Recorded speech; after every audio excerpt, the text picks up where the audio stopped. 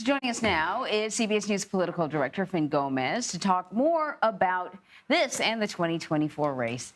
Fin, good seeing you. A new CBS News poll. Hey, good seeing you. Good. Yeah. So we got a new CBS News poll just kind of taking a look at what voters think about how the indictment is impacting Trump's 2024 chances. What have we learned?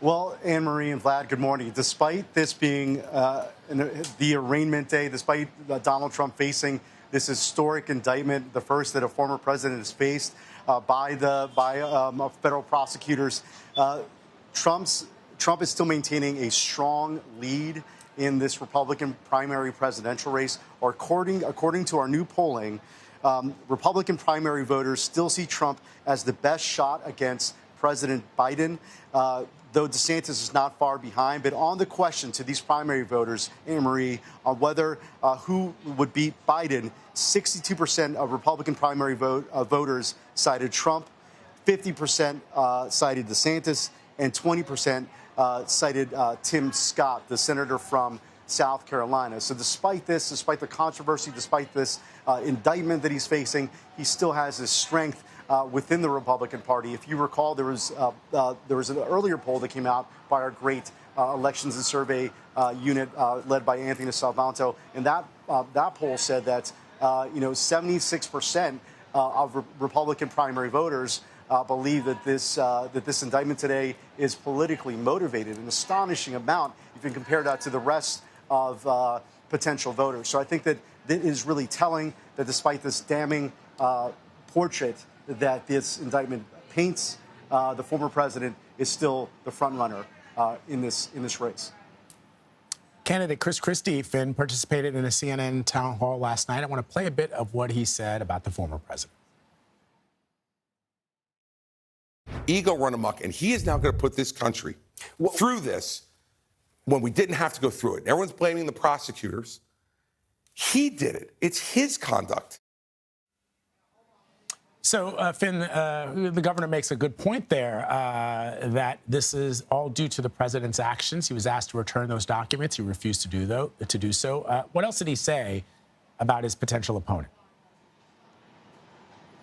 Now, the former New Jersey governor is known to be someone who's been a vocal critic of the former president, despite being close political allies. If you recall, Vlad, in 2016, following his win of the nomination then, he helped lead his transition. But now he's a Republican rival in the 2024 presidential primary race, and he is unleashing his criticism like a hammer towards the former president. He said he called him angry, he called him vengeful. He called him vanity run amok. He called him a child. He cited the three past election cycles, Vlad, 2018, 2020, and 2022, where Republicans either lost seats or underperformed. He said he hasn't won a damn thing since 2016. He is a three-time loser, and then emphasized it by calling him a loser three times. It is what we expected to this level, a little bit more volcanic in its description, if you will. But I think this really sets up a new pace for this race. Just yesterday, we heard the former governor of South Carolina, the former UN ambassador, Nikki Haley, who came out with criticism towards Donald Trump, essentially a pivot from her earlier stance, saying this was essentially a mistake on national security. Tim Scott tweaked his message a little more, sharpened his criticism towards former President Donald Trump. So I think you might be seeing a turning of the page where his rivals, who have been somewhat reticent, somewhat timid in their criticism towards this, the front runner in this race, have now been sharpening their attacks. And we might be seeing more. Vlad? Well, certainly after seeing the details in the indictment, which was, had a lot of details in it, you would think that some people would feel a little more comfortable criticizing the former president. That being said, the other thing that we've seen with Donald Trump is he's raised an awful lot of money, following his various judicial clashes and legal issues. So how has this impacted fundraising for him? I talked to a senior Trump campaign official just a little while ago, Anne-Marie, and he told me that the fundraising so far has been through the roof. He didn't give me a specific number, but also after After the arraignment today, Donald Trump is heading back to Bedminster, where he's going to be giving a speech at 8:15 tonight.